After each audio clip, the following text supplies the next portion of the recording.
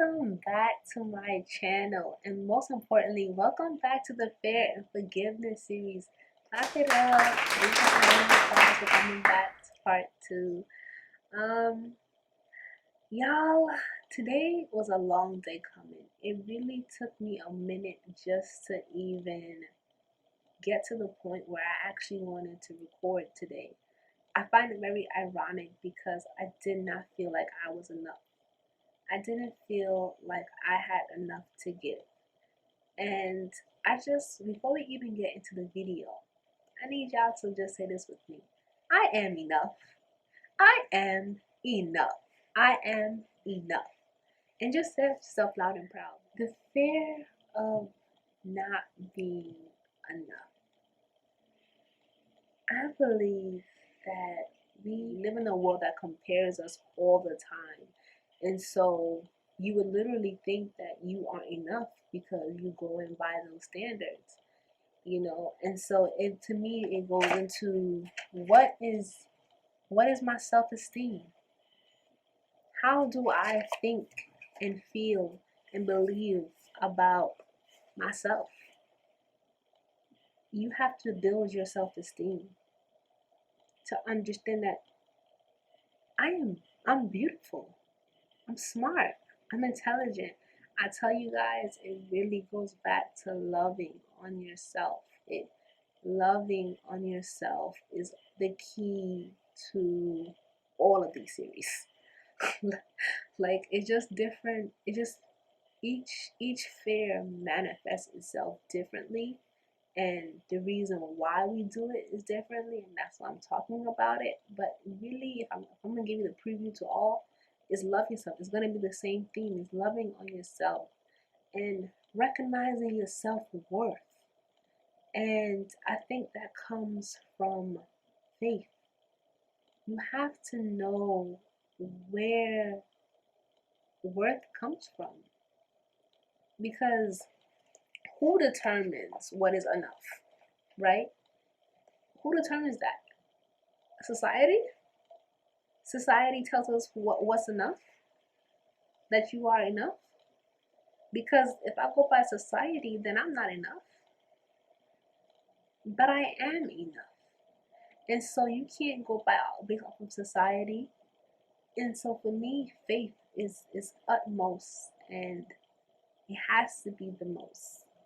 It has to be the one to determine what is enough, because enough just means to have as much or has as many required.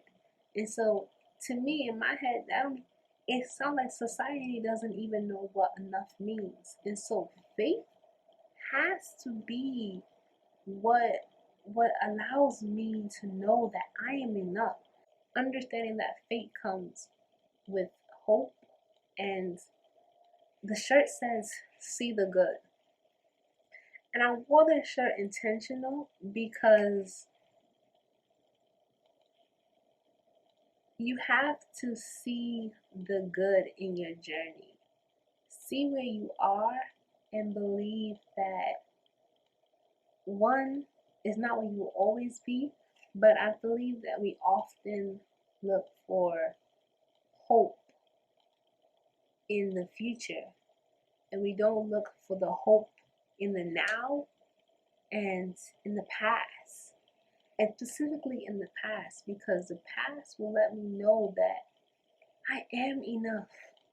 Yo, the things that I've been through in life, the reason why I stand here, the deaths that I've been through, the people that I have lost in my life, the breakups, the low self-esteem, the teasing, all my life, my testimony lets me know that I am enough, because I was able to pull myself out of all those situations.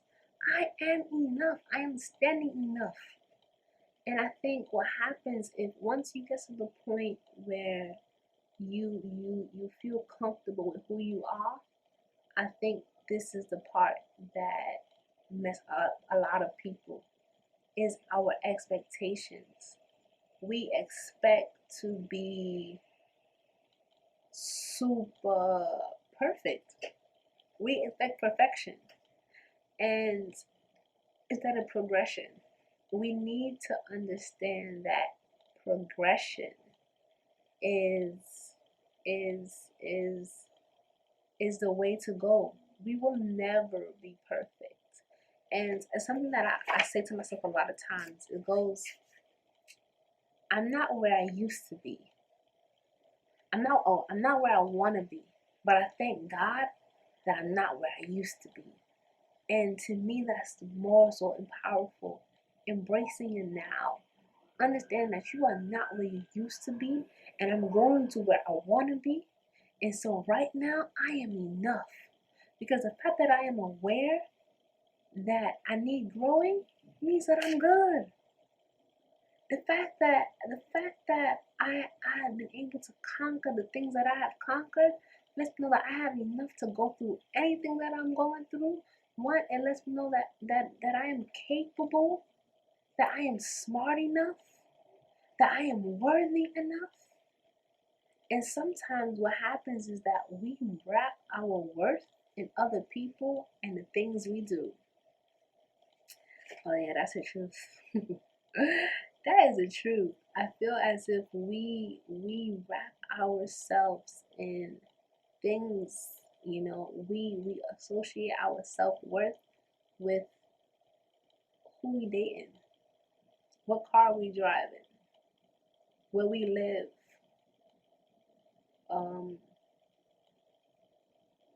if we single or not, if we working. And those things do not determine your self-worth. Your self-worth comes from God, Jesus. I encourage you guys to really start building a relationship with God. That's what I'm doing. That's what allows me to remind myself that I am worthy at all times. That I was born enough, that I'm a masterpiece, that I have joy and grace and mercy, and I'm able to forgive myself for all my shortcomings. I think learning recently, I have been going through a lot of therapy and for spiritual therapy, and I have learned that I have a lot of shortcomings, and one of them, I think y'all probably will figure it out sooner or later in this channel, is that I'm a good speaker. I'm a good writer. I write poetry, I write books, I'm good at writing, but sometimes I don't practice what I preach. I could give you a word, I could speak life onto you, but I don't do the same for myself. I can say it, I can say all the stuff, I know the stuff, but I don't practice it, and I haven't been consistent. I haven't been consistent about eating the right things. I haven't been consistent about losing weight. I haven't been consistent in my schoolwork. I haven't been consistent with my schedule. I haven't been consistent with God. I haven't been consistent in loving myself and speaking life into myself. And I think that those things right there can make you feel as if I'm not enough. Who am I to come out here and talk to you guys when sometimes I don't feel like I practice what I preach? I don't, I have to go through all of these things just to come out here with the word. But I think that's what makes it more powerful, more relatable, is that I'm not doing a whole bunch of research. This is my life. My mother always says, who feels it knows it. And I feel as if because I've gone through this, I can speak.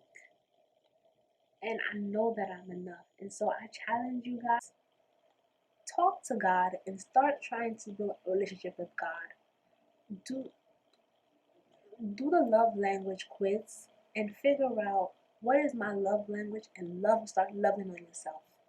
Start loving on yourself so that other people will know how to love you. Show people how to love you. Love on you. And then the last thing, which was the first thing, go back in that mirror. But most importantly, y'all, is to forgive ourselves for, one, again, living and allowing people to define us. I think, two, for not recognizing our worth right now. Forgive yourself for being so hard on yourself, for not appreciating you. We want other people to appreciate us, and we haven't even appreciated ourselves. You have to appreciate yourself. Like I said in the last video, people are looking at you, your example of how you love you, to love you. So you have to appreciate yourself for where you are. Know that you are worthy. You guys, I have a hard time wrapping up this video because I'm so passionate, as you guys can tell. But I love you guys. Enjoy. I really don't know who you guys are because I got more subscribers. But yeah, I love you all. Wish you the best. Peace out.